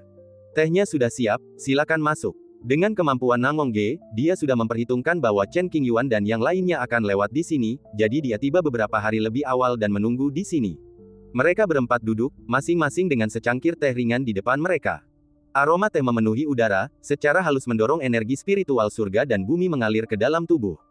Setitik aroma teh setara dengan 100 hari latihan keras. Teh. Liu Lingran terkejut di dalam hatinya, tetapi tetap tenang di permukaan. Ia melirik Chen Qingyuan dari sudut matanya, ingin tahu apa yang akan dilakukan paman juniornya. Di Villa Langya, terdapat pohon wukiu bercabang 7 yang tumbuh. Pohon ini matang setiap 100 hari sekali, dan buah yang dapat dipanen tidak lebih dari 10 kilogram setiap kalinya. Pohon ini sangat berharga. Untuk menghibur Chen Qingyuan hari ini, Nangong Ge secara pribadi membuat teh tanpa ragu-ragu. Teh yang sangat berharga, sang pangeran benar-benar ingin menghabiskannya. Yi Yi berbaring di pelukan Chen Qingyuan. Ia mengambil teh dengan tangan kirinya, mengendusnya, dan mengevaluasinya. Beginilah seharusnya kita menjamu tamu terhormat. Nangong Ge tersenyum sedikit. Terima kasih. Chen Qingyuan meminum teh di cangkirnya tanpa ragu. Teh ini telah diproses secara khusus, dan energi spiritual yang kaya tidak akan membahayakan tubuh dan akan perlahan menyatu. Pada saat ini, Chen Qingyuan merasa wilayahnya mulai mengendur, cukup untuk melewati alam kesengsaraan. Namun, ia dengan paksa menekan wilayahnya, membiarkan kemacetan yang telah mengendur kembali tenang. Qingzong masih memiliki banyak keluhan yang belum terselesaikan, dan bukanlah hal yang baik untuk mengalami kesengsaraan saat ini. Melihat ini, Chang Ziqiu dan Liu Lingran juga meminum teh di depan mereka. Tidak lama kemudian, Liu Lingran tiba-tiba merasakan gelombang kekuatan spiritual yang kuat, dan aura di seluruh tubuhnya mulai menjadi tidak teratur. Jelas ini merupakan tanda bahwa energi spiritual dalam tubuh tidak dapat lagi ditekan dan menunjukkan tanda-tanda terobosan. Terima kasih. Liu Lingran menahan rasa tidak nyaman di tubuhnya, membungkuk kepada semua orang, lalu keluar rumah, duduk bersila di tanah, dan berkonsentrasi pada meditasi. Nangong Ge memberi isyarat kepada para pelayan di sampingnya, dan kedua pelayan itu segera memasang penghalang di sekeliling Liu Lingran untuk memastikan bahwa dia tidak akan diganggu. Pangeran mengundangku untuk menemuimu, jadi pasti ada sesuatu. Setelah minum teh, Chen Qingyuan menatap Ying Chuai. Saya punya permintaan yang tidak diinginkan, kata Nangong Ge dengan sedikit lancang. Chen Qingyuan, silakan bicara. Nangong Ge, aku ingin bersama Chen Yuyu. Chen Qingyuan, oh, kenapa? Nangong Ge, saya sama sekali tidak punya niat buruk terhadap Chen Yuyu. Saya merasa situasi Yuyu cukup istimewa dan akan membantu kultivasi saya. Selain itu, Yuyu berada di pusat gelombang ini, dan saya ingin melihat kegembiraannya dari dekat. Jejak tabu tersebut membuat Nangong Ge agak gelisah, namun juga agak terobsesi. Setelah banyak pertimbangan, ia memutuskan untuk mengikuti Chen Qingyuan dan menjelajahi pegunungan dan sungai. Mungkin ini akan membantunya meningkatkan kemampuan deduksinya yang selama ini terhambat. Aku bisa membantumu memperbaiki rantaimu, apa maksudmu? Tatapan Chen Qingyuan berubah aneh, curiga bahwa saudara Nangong lebih menyukai Long Yang, lalu bertanya dengan waspada. Kamu sedang berlatih seni deduksi. Kamu memiliki banyak buah ajaib di tubuhmu. Kontak jangka panjang dengan buah-buah ajaib itu akan bermanfaat bagi pengembangan dirimu. Nangong Ge melihat sesuatu dari mata Chen Qingyuan dan dengan cepat menjelaskan. Oh, aku mengerti. Chen Qingyuan merasa sedikit rileks, berpikir bahwa kompleksitas buah ki miliknya mungkin ada hubungannya dengan gadis berpakaian merah dari Tianyuan. Beberapa hari yang lalu, Chen Qingyuan berencana untuk bertemu dengan gadis berbaju merah untuk menyampaikan permintaan maafnya karena telah merusak gelang giok. Namun, pintu masuk ke jurang telah ditutup, dan hukum yang kacau ada di mana-mana. Gelang giok itu dulunya adalah penghubung antara keduanya, tetapi sekarang telah hancur. Chen Qingyuan tidak tahu apa yang terjadi di dalam Tianyuan. Namun, setelah menunggu beberapa hari, Chen Qingyuan tidak dapat menembus aturan kacau di area terlarang dan harus pergi. Nanti cewek baju merah harus hubungin aku secara aktif ya. Jauh di lubuk hati, ada sedikit antisipasi. Masih ada sedikit rasa rindu. Karena gelang gioknya rusak, gadis berbaju merah itu menderita serangan balasan dan mengasingkan diri, tidak menyadari dunia luar. Saya ingin tahu apakah rekan Daois Chen dapat menyetujuinya. Nada bicara Nangong Ge dipenuhi dengan nada memohon. Kedua pelayan yang berdiri di sampingnya mengerutkan kening dan tetap diam, tetapi tatapan mereka sedikit berubah. Dalam ingatan mereka, mereka belum pernah melihat sang pangeran memiliki sisi seperti itu, dan pandangan dunia mereka hampir runtuh. Baiklah, terserah padamu. Chen Qingyuan berpikir sejenak dan mengangguk setuju. Terima kasih, rekan Daois Chen, kata Nangong Ge sambil berterima kasih. Demi secangkir teh ini, sulit untuk menolakmu. Setelah mengatakan ini, Chen Qingyuan melirik Yi Yi yang sedang tertidur lelap di pelukannya, dengan ekspresi yang rumit, waktu kamu bilang aku akan punya anak, kamu benar-benar meramalkannya dengan tepat. Itu takdir, kata Nangong Ge sambil tersenyum tipis. Biarkan aku memberitahumu terlebih dahulu, jika kamu ingin berhubungan seks denganku, kamu bisa meramal nasibku secara gratis sekali saja di masa depan. Chen Qingyuan merasa bahwa dia pasti akan membutuhkan Nangong Ge di masa depan, jadi dia membuat reservasi terlebih dahulu dan tidak perlu membayar tagihan. Baiklah, Bagi Nangongge, ini bukan apa-apa. Semua orang mengobrol dan tertawa. Setelah beberapa jam, Liu Lingran berhasil menerobos dan kultivasinya mencapai tahap akhir dari alam transformasi roh. Setelah kembali, Liu Lingran dan Nangongge mengungkapkan rasa terima kasih mereka. Jika bukan karena secangkir teh Tao ini, ia pasti membutuhkan waktu beberapa tahun, bahkan lebih dari 10 tahun untuk berkultivasi. Tidak perlu terlalu sopan, Nona. Silakan duduk. Demi Chen Qingyuan, Nangongge memperlakukan Liu Lingran dengan penuh sopan santun dan kesantunan. Setelah Yi terbangun, dia melihat saudara-saudara laki-laki dan perempuannya yang tidak dikenalnya dan menatap mereka dengan rasa ingin tahu. Ini, ambillah dan minumlah. Chen Qingyuan mengetahui kebiasaan hidup Yi dengan baik, jadi dia mengeluarkan botol itu dan menyerahkannya padanya. Ayo pergi. Setelah itu, Chen Qingyuan memegang Yi di satu tangan dan melangkah ke kereta terlebih dahulu. Semua orang mengikuti dengan saksama dan berangkat ke Dizu. Ketika saya tiba di kota perbatasan kuno, saya pikir menaiki kapal dagang akan menyelamatkan saya dari banyak masalah. Tanpa diduga, situasinya berubah, memaksa Chen Qingyuan berubah pikiran. Apa yang berubah? Saya bertemu dengan seorang kenalan. Menarik sekali dia ada di sini. Begitu tiba, Pangeran Nangongge mengenali beberapa jejak wajah yang dikenalnya dan sudut mulutnya melengkung. "WHO." Chen Qingyuan berbalik dan bertanya. "Kamu akan segera tahu, dia ada di sini." Nangongge sengaja bertindak misterius. Tak lama kemudian, datanglah seorang pemuda berjas hujan jerami dan bertopi bambu. Penampakannya tersembunyi dan auranya tidak kentara. Baru ketika lelaki berjas hujan jerami dan jubah hijau berjalan di depannya, Chen Qingyuan merasa samar-samar familiar. "Itu kamu." Setelah pria berjas hujan jerami itu melepas topengnya, Chen Qingyuan terkejut. "Jiang Liuqi, ada apa denganmu?" Orang ini tidak lain adalah Jiang Liuqi, yang mewarisi peninggalan Kaisar Semu Tongyang. Semenjak ia memperoleh warisan tersebut, Jiang Liuqi telah menjadi incaran berbagai kekuatan dan orang tua di Northern Wilderness. Agar tidak diburu, ia melarikan diri kemana-mana dan akhirnya mengalami keadaan yang sangat menyedihkan. Banyak master di Northern Wastelen tidak tahu asal-usul Jiang Liu, dan hanya ingin tahu karya Kaisar. Mereka terus memburunya dan menolak menyerah. Jiang Liu berencana meninggalkan Northern Wastelen dan menuju negeri lain, tetapi ia tak pernah membayangkan akan masuk dalam daftar pencarian orang. Jika ada yang menemukan keberadaannya, mereka akan melaporkannya ke petinggi Northern Wastelen. Ada banyak mata-mata yang bersembunyi di kota perbatasan kuno. Kapal-kapal dagang baru-baru ini telah diperiksa ketat, sehingga mustahil bagi Jiang Liuqi untuk menyeberangi lautan yang kacau. Ia hanya bisa bersembunyi dan menunggu kesempatan. Ceritanya panjang, kita bicarakan di tempat yang aman saja. Jiang Liuqi takut ketahuan, jadi dia segera mengaktifkan mantra terlarang untuk menyembunyikan wujud aslinya.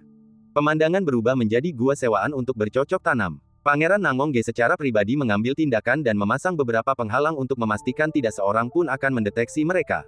"Silakan." Chen Qingyuan memperhatikan penampilan Jiang Liuqi yang menyedihkan dengan penuh minat. Kemudian, Jiang Liuqi menceritakan pengalaman terkininya dan menghela napas. Setelah mendengar apa yang dikatakan, semua orang dipenuhi emosi. Jiang Liuqi adalah iblis zaman ini, dan sangat disayangkan dia telah jatuh ke kondisi seperti itu. "Kamu adalah murid senior Alam Kunlun, bukankah kamu memiliki pelindung?" Chen Qingyuan bertanya dengan ragu. "Awalnya saya menolaknya. Jiang Liuqi tidak ingin siapapun mengikutinya.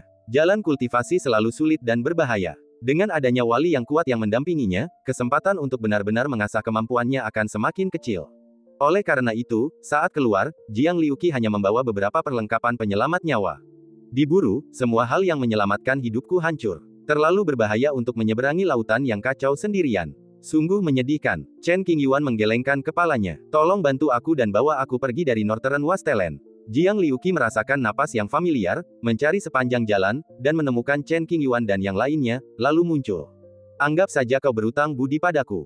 Chen Qingyuan berpikir sejenak dan setuju. "Baiklah." Jiang Liuqi mengangguk berat dan berjanji. "Ada satu hal lagi yang harus kau ingat. Terakhir kali, kau berutang 1000 batu roh bermutu tinggi kepadaku untuk biaya perjalanan." Chen Qingyuan mengingatnya dengan jelas dan mulai melunasi tagihannya. "Kalau kau ikut denganku kali ini, biaya perjalanannya pasti akan sangat besar. Untukmu." Jiang Liuqi melemparkan tas Qian Kun, yang penuh dengan batu roh, setidaknya lebih dari 10.000 batu roh kelas atas. 100.000 batu roh bermutu tinggi, diubah menjadi batu roh bermutu tinggi, sebenarnya hanya sedikit di atas 1000. Namun, sekecil apapun nyamuk, ia tetaplah daging. Chen Qingyuan sama sekali tidak membencinya, itu menyegarkan. Dengan adanya masalah Jiang Liuqi, kita pasti tidak bisa mengambil kapal dagang dan harus menempuh jalan kita sendiri. Bisakah kamu membuka jalannya sendiri? Chang Ziqiu sedikit mengernyit dan berkata dengan cemas. Ya, Chen Qingyuan menegaskan. Si pencinta makanan yang jago masak harus selalu ikut bermain. Lakukan sekarang juga tanpa ragu-ragu. Rombongan itu menaiki kereta perang dan berangkat. Sejumlah besar batu roh dimasukkan ke dalam alur kereta. Ketika energinya cukup terisi, suara Tao berdengung dan melaju ke lautan kekacauan. Sumber batu spiritual itu adalah Jiang Liubai yang sedang menumpang. Jiang Liubai, yang mewarisi peninggalan Kaisar Kuasi Tongyang, memiliki hal yang paling melimpah dalam dirinya yaitu sumber daya. Kereta perang siapa ini? Apakah ia berencana menyeberangi laut batas sendirian? Di kota perbatasan kuno, banyak orang memperhatikan kereta perang kuno yang tiba-tiba naik ke udara dan menatapnya. Apakah kamu ingin datang dan menyelidiki untuk mencegah orang-orang dalam daftar pencarian mengambil kesempatan untuk melarikan diri? Di tengah kerumunan, mata-mata dari berbagai kekuatan menyipitkan mata. Memeriksa, ada cukup banyak orang yang masuk daftar pencarian orang akhir-akhir ini, dan menangkap salah satu dari mereka akan menjadi keuntungan besar. Kereta perang itu hendak berangkat ketika beberapa sosok tiba-tiba muncul di depan. Para penjaga berpangkat tinggi di kota perbatasan kuno semuanya memiliki tingkat kultivasi di tahap akhir alam penyeberangan kesengsaraan. Di dalam kota, beberapa guru Mahayana juga memimpin kota. Berhenti dan geledah sesuai hukum. Seorang yang terhormat setelah melewati masa kesengsaraan, berpakaian jubah abu-abu dan berekspresi serius, berbicara dengan keras. Para penjaga kota kuno berkolusi dengan pasukan utama di Northern Wilderness dan memanfaatkannya. Di dalam kereta, Chen Qingyuan mengatakan kepada Jiang Liubai agar tidak khawatir dan bahwa dia akan menyelesaikan masalahnya sendiri. Setelah itu, Chen Qingyuan membuka pintu dan berjalan keluar perlahan. Dia datang ke Dizu untuk menimbulkan masalah dan tidak berniat menyembunyikan penampilan dan auranya. Oleh karena itu, semua orang langsung mengenali Chen Qingyuan, wajah mereka tiba-tiba berubah, mereka jelas ketakutan, dan ada sedikit rasa takut di dalam hati mereka. Cari, Chen Qingyuan berdiri dengan tangan di belakang punggungnya, menghadap beberapa master yang melintasi kesengsaraan. Ekspresinya muram dan tatapannya tidak bersahabat. Sejak zaman kuno, kapankah aturan ini menjadi bagian dari laut alam kekacauan? Rekan Taois Chen, para bangsawan membungkuk dan memberi hormat, tidak berani pamer. Peristiwa Sekte Changsheng Dao menggemparkan dunia. Semua orang tahu bahwa Chen Qingyuan adalah satu-satunya penjahat dalam sejarah dunia. Selama ia bertahan hidup, ia ditakdirkan untuk berdiri di puncak dunia di masa depan. Untuk menyinggung orang seperti itu, Anda harus ditendang di kepala oleh seekor keledai. Jawab pertanyaanku. Chen Qingyuan berpura-pura bersikap acuh tak acuh, tanpa sedikit pun senyum di wajahnya. Di mata semua orang, beginilah sikap yang seharusnya dimiliki oleh seorang penjahat yang tiada taraf, dan dia tidak merasa dipandang rendah sama sekali. Ini, Master Kesengsaraan terkemuka memandang orang-orang di sekitarnya, mengepalkan tangannya, dan berkata dengan bibir atas yang kaku, akhir-akhir ini, ada pencuri yang membuat masalah. Demi keselamatan sebagian besar kultivator, ini adalah pilihan terakhir. Mohon maaf jika hal ini mengganggu rekan Daois Chen. Oh, pencuri bikin onar. Kau pikir aku mudah ditipu? Chen Qingyuan mencibir, 400.000 mil ke timur, konon ada sekelompok bandit yang telah bercokol selama bertahun-tahun, beranggotakan hingga 5.000 orang. 20-70.000 mil ke selatan, pencuri harta karun merajalela, sering menyergap orang yang lewat. Di barat laut, dia berhenti sejenak dan melanjutkan, saya yakin banyak orang tahu tentang bandit-bandit ini, dan beberapa bahkan telah dianiaya. Karena kalian di sini untuk menghukum mereka, mengapa kalian tidak mengambil tindakan apapun? Sebaliknya, mengapa kalian menghalangi jalanku? Apakah kalian berniat membunuhku? Kalimat terakhir tentang pembunuhan Chen Qingyuan membuat semua orang terhormat ketakutan hingga mereka gemetar dan berkeringat dingin. Saya tidak akan pernah berani memiliki niat jahat terhadap rekan Daois Chen. Begitu Chen Qingyuan menuduhku, hidupku mungkin akan dalam bahaya. Dendam dan konflik antar negara adidaya, jangan libatkan kita rakyat kecil. Hanya orang-orang tua yang menginginkan dasar tertinggi milik Chen Qingyuan, dan praktisi biasa tidak akan berani mempunyai pikiran liar seperti itu. Banyak sekali kendaraan dan kapal daubau yang melintasi laut perbatasan, tapi kalian tidak menghentikan mereka, malah menghalangi jalanku. Sulit bagiku untuk tidak memikirkannya. Chen Qingyuan dapat melihat bahwa tidak ada niat membunuh di mata orang-orang ini, bahkan ada sedikit ketakutan. Namun, untuk memastikan Jiang Liubai tidak ketahuan, ia harus kuat. Maafkan saya, Master Kesengsaraan terkemuka membungkuk dan meminta maaf. Berdasarkan informasi tentang temperamen Chen Qingyuan, ia mengeluarkan puluhan ribu batu roh kelas atas dari cincin suminya dan memberikannya dengan kedua tangan untuk menjernihkan kesalahpahaman. Saya harap Anda, Tuan Chen, tidak menyalahkan kami atas kesalahan ini. Ini hanya tanda terima kasih kecil saya. Mohon diterima. Karena ini hanya kesalahpahaman, mari kita lupakan saja. Setelah tiba-tiba mendapatkan puluhan ribu batu roh, ekspresi Chen Qingyuan langsung rileks. Ia dengan terampil memasukkan batu-batu roh ke dalam ruang kosong di cincin suminya, dengan senyum di wajahnya. Terima kasih, Tuan Chen, atas pengertian Anda. Biksu terhormat ini memaksakan senyum kecut, ia telah kehilangan puluhan ribu batu roh kualitas terbaik dengan sia-sia, yang mana jumlahnya setara dengan sepertiga kekayaan keluarganya, sungguh menyakitkan. Dia tidak hanya kehilangan batu rohnya, tetapi dia juga harus mengungkapkan rasa terima kasihnya kepada orang lain. Dunia saat ini sungguh sulit dijelaskan. Reputasi Chen Qingyuan tersohor di seluruh penjuru langit, kekuatannya sendiri melampaui rekan-rekannya, dan latar belakangnya kuat. Mengingat faktor-faktor ini, para kultivator biasa yang tak sengaja bertemu dengannya pasti akan meminta maaf. Lagi pula, tidak ada seorang pun yang ingin menjadi sasaran Chen Qingyuan. Karena ini tidak mudah bagimu, apakah kamu mau masuk dan memeriksanya? Chen Qingyuan menunjuk kereta perang di belakangnya. Ini, para master yang melewati kesengsaraan ragu-ragu, ingin menyelidiki tetapi takut menyinggung Chen Qingyuan. Perlu saya perjelas sebelumnya, jika saya gagal menemukan pencuri yang Anda sebutkan, Anda harus memberi saya kompensasi. Chen Qingyuan berkata sambil tersenyum. Dengan Pangeran Langya yang memimpin, pasti ada cara untuk menekan aura asli Jiang Liubai. Bahkan beberapa ahli tahap akhir kesengsaraan pun akan kesulitan melihat wujud asli Jiang Liubai. Itulah sebabnya Chen Qingyuan tidak takut dan tidak khawatir. Jika Anda naik kapal dagang, ada terlalu banyak orang dari berbagai lapisan masyarakat, dan faktor risikonya sangat meningkat. Hal ini tidak perlu dilakukan. Tidak, Tuan Chen orang yang bermoral tinggi dan tentu saja tidak akan bergaul dengan bandit. Mendengar tawaran kompensasi, beberapa bangsawan dengan tegas menolak, maaf, kami pergi. Setelah berkata demikian, dia berbalik dan pergi. Agar tidak membayar ganti rugi, ia malah mengatakan bahwa dirinya adalah seorang bangsawan. Itu benar-benar kebohongan dengan mata terbuka. Chen Qingyuan berani menyeberangi lautan yang kacau, jadi mungkin ada seorang master dari akademi di kereta perang itu. Jika Anda terburu-buru dan mengganggu orang yang berkuasa, Anda akan mendapat masalah. Ditambah dengan apa yang disebut kompensasi, memikirkannya saja membuatku sakit kepala. Lebih baik memiliki sedikit daripada banyak, dan itu pertanda baik. Setelah episode kecil itu, Chen Qingyuan mengemudikan kereta perang dan menghilang ke dalam lautan kekacauan.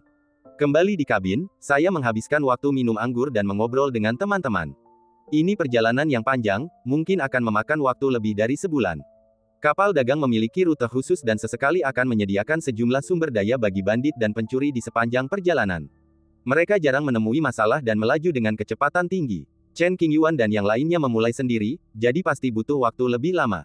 Mungkinkah boneka ini putra atau putri Buddha? Baru setelah Yi lelah bermain dan tertidur, Jiang Liubai mengangkat topik itu di sini. Tidak ada yang disembunyikan, Chen Qingyuan mengangguk. Dia penuh energi spiritual, tetapi meridiannya tersumbat, dan seluruh tubuhnya tampak mati. Jika bukan karena campur tangan makhluk yang kuat, dia tidak akan hidup hari ini. Dengan penglihatan tajam Jiang Liubai, dia bisa melihat ini. Oh, Chen Qingyuan mendesah pelan, merasa sangat kasihan pada Yi. Kita tidak usah bicarakan ini. Pangeran Nangong merasakan suasana agak mencekam di ruangan itu dan berkata pelan, kita bicarakan rencana Chen Yuyu selanjutnya. Apa rencana kita? Chen Qingyuan dan sang pangeran saling memandang dan berkata, apa yang perlu dibicarakan? Sahabat Chen, apakah kamu lupa bahwa aku akan selalu bersamamu dan tahu kemana kamu akan pergi selanjutnya? Nangong Ge tersenyum tipis. Saya akan ke Dizu hanya untuk menagih utang. Setelah merenung sejenak, Chen Qingyuan berkata dengan nada yang sangat serius. Jiang Liubai sedikit mengernyit, tidak begitu mengerti maksudnya. Nangong Ge menyipitkan matanya dan berhenti bertanya, seolah-olah dia mengerti apa yang dimaksud Chen Qingyuan. Ledakan. Setelah berjalan beberapa hari, kereta perang itu tiba-tiba berguncang. Semua orang segera menyelidiki situasi tersebut dan menemukan bahwa itu bukanlah badai luar angkasa di laut kekacauan, tetapi tindakan buatan manusia. Masalah akan datang. Chang Ziqiu dan yang lainnya tampak muram, siap bertarung sampai mati. Siapapun yang berani berbisnis di laut kekacauan bukanlah orang baik. Ada banyak master, dan mereka sangat kuat. WHO. Chen Qingyuan keluar, melihat sekeliling, dan mengirim pesan ke berbagai tempat. Tak lama kemudian, sebuah kapal perang hitam besar datang dari kiri. Ada lebih dari selusin orang berdiri di haluan. Yang terlemah di antara mereka telah mencapai tahap akhir kesengsaraan, dan ada juga beberapa guru Mahayana di antara mereka. Orang-orang ini menggunakan metode khusus untuk menyembunyikan sosok dan aura mereka, sehingga sulit untuk melihat penampilan mereka yang sebenarnya. Mereka yang berani mencari nafkah dengan merampok sama sekali tidak takut mati. Mereka hanya tertarik pada keuntungan dan hidup bahagia untuk sementara waktu. Ternyata Chen Qingyuan lah yang akhir-akhir ini menjadi sangat terkenal. Aku tidak menyangka kita bisa mendapatkan ikan sebesar ini. Kapal perang hitam itu penuh dengan tekanan. Para prajurit mengenali Chen Qingyuan sekilas, dan awalnya terkejut, tetapi kemudian menunjukkan ekspresi kegembiraan yang luar biasa.